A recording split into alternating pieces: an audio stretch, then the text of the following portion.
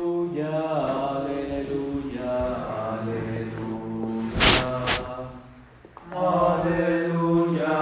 aleluya, aleluya. En el esplendor de la nube se oyó la voz del Padre que decía: Este es mi Hijo amado, escúchenlo. Aleluya, aleluya, aleluya. Aleluya, aleluya, aleluya. El Señor esté con ustedes. Y con tu espíritu. Del Santo Evangelio según San Marcos. Gloria a ti, Señor. En aquel tiempo, Jesús tomó aparte a Pedro, a Santiago y a Juan. Subió con ellos a un monte alto y se transfiguró en su presencia. Sus vestiduras se pusieron esplendorosamente blancas, con una blancura que nadie puede lograr sobre la tierra. Después se les aparecieron Elías y Moisés conversando con Jesús. Entonces Pedro le dijo a Jesús: Maestro, qué a gusto estamos aquí. Hagamos 3 tiendas, una para ti, otra para Moisés y otra para Elías. En realidad no sabían lo que decía, porque estaban asustados. Se formó entonces una nube que los cubrió con su sombra, y de esta nube salió una voz que decía: Este es mi Hijo amado, escúchenlo. En ese momento miraron alrededor y no vieron a nadie, sino a Jesús, que estaba solo con ellos. Cuando bajaban de la montaña, Jesús les mandó que no contaran a nadie lo que habían visto hasta que el Hijo del Hombre resucitara de entre los muertos. Ellos guardaron esto en secreto, pero discutían entre sí qué querría decir eso de resucitar de entre los muertos. Le preguntaron a Jesús: ¿Por qué dicen los escribas que primero tiene que venir Elías? Él les contestó: si fuera cierto que Elías tiene que venir primero y tiene que poner todo en orden, entonces, ¿cómo es que está escrito que el Hijo del Hombre tiene que padecer mucho y ser aprehendido? Por lo demás, yo les aseguro que Elías ha venido ya, y lo trataron a su antojo, como estaba escrito de él.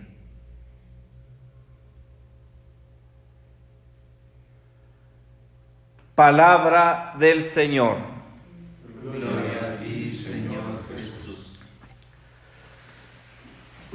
Queridos hermanos, la liturgia de este día, la liturgia de la palabra de este día, pone de manifiesto 2 aspectos que siempre hemos de tener en cuenta en el seguimiento de Jesucristo. Sabemos que el tema central o el lema de este retiro es: vayan por todo el mundo y anuncien el Evangelio. Pero para anunciar el Evangelio, en primer lugar tenemos que conocerle. En primer lugar tenemos que abrir nuestra mente y nuestro corazón. En primer lugar tenemos que callarnos en una palabra, hacer silencio dentro de nosotros para dar cabida a la palabra y actuar en consecuencia.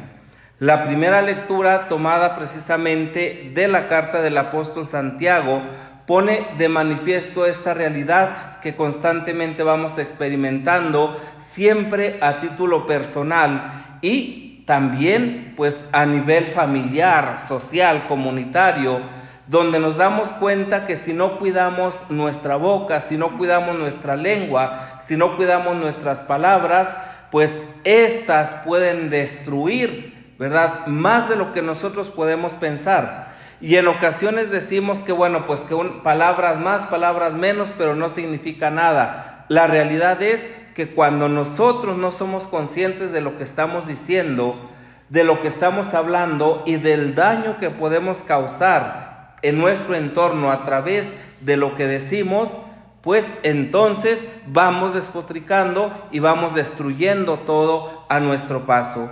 Por eso decía que el silencio es absolutamente necesario, no solamente como disciplina, no solamente como si nos pusieran un freno, sino un silencio que nos ayude a asumir una actitud fraterna que vaya transformando el mundo, el universo, desde la perspectiva de la caridad. Y para esto Jesús precisamente se va haciendo discípulos para que puedan irradiar, para que puedan proyectar, para que puedan de alguna manera enseñar el sentido auténtico del valor de la comunidad, de la fraternidad, de la elección que Él hace de todos los hombres y mujeres de todos los tiempos para ser signo de su presencia. El silencio nos ayuda a nosotros a acoger la palabra. En medio de tantos ruidos, en medio de tantas palabras, en medio de tantos acontecimientos, es necesario escuchar la palabra de Dios. Es necesario escuchar a Jesús. Y por eso Jesús toma consigo a 3 de sus discípulos, ¿verdad? No porque sean los predilectos, no porque sean los preferidos, a lo mejor sí. Pero el hecho es que Jesús quiere significar precisamente la importancia de esta relación, la importancia de contemplarle a Él, la importancia de verle a Él de otra manera, de una manera totalmente distinta, absolutamente diferente de como le conocían hasta ahora, que se desvela delante de sus ojos. Y por eso Jesús les hace callar. Cuando Jesús toma consigo a Pedro, Santiago y a Juan, ¿verdad?, los lleva para que sean testigos de la gloria que les espera, y en ellos a la humanidad entera. Una gloria que viene Jesús a traer, pero que es necesario que los discípulos sean capaces de transmitir, sean capaces de anunciar, sean capaces de dar a conocer.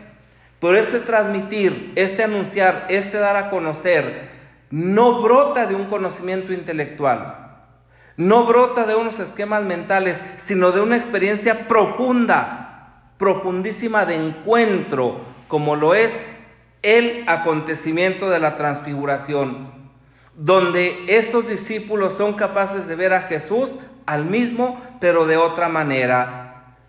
Tanto así, ¿sí?, que Pedro quiere permanecer ahí. Como si estuviera encapsulado.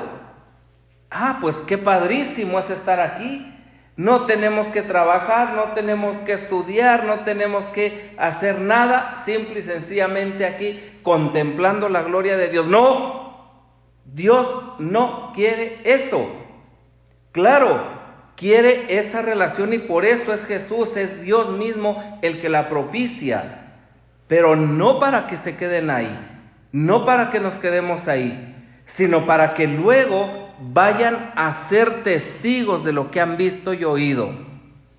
Pero lo primero es la relación profunda, el ser testigos, el callarse, el escuchar.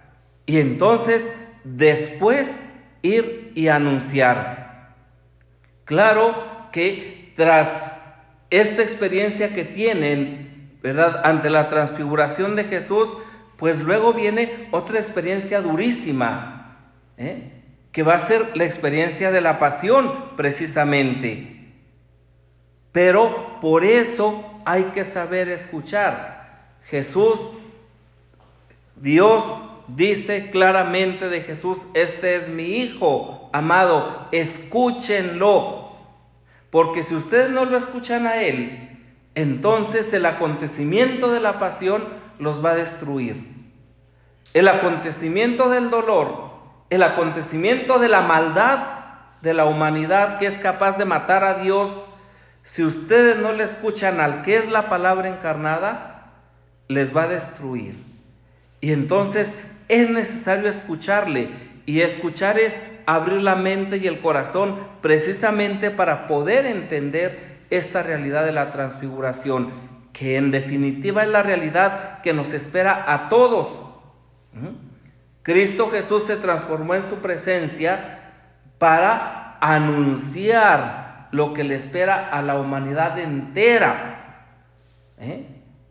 pero ante todo y sobre todo a la humanidad que le escuche a Jesús. Y la humanidad que le escucha a Jesús, entonces va a ser una humanidad portadora de amor, de misericordia, de fidelidad, de caridad, de compasión, ¿sí? Va a ser una humanidad capaz de salir de su egoísmo para ir al encuentro con el otro. En esto consiste precisamente: vayan por todo el mundo y anuncien el Evangelio, en dar razón de una experiencia profunda de encuentro, de una experiencia profunda de fe, ¿sí? Que nace, que brota del encuentro, del silencio, de la contemplación, de abrir nuestros sentidos y nuestro corazón a una experiencia de relación con Dios tan profunda que le da sustentación a nuestra vida y que nos hace ver las realidades de hoy: tanto dolor, tanto sufrimiento, tanta muerte, tanta enfermedad. Nos hace verlas con los ojos de Jesús, darnos cuenta que esto no es el final, sino que todos los discípulos de Jesús tenemos que hablar precisamente de la experiencia del reino, de la experiencia del encuentro, que es la que le da verdadero sentido a nuestra vida y también al dolor y al sufrimiento. Como lo dice precisamente Jesús, el Hijo del Hombre tiene que padecer. Entonces, no podemos descartar, ¿verdad?, de esta experiencia de encuentro el dolor y el sufrimiento, porque son parte de nuestra vida. Pidámosle al Señor, por la intercesión de la Santísima Virgen María, que nos haga capaces de ser verdaderos discípulos de Jesucristo, hombres de silencio y anunciadores de la buena nueva del Rey.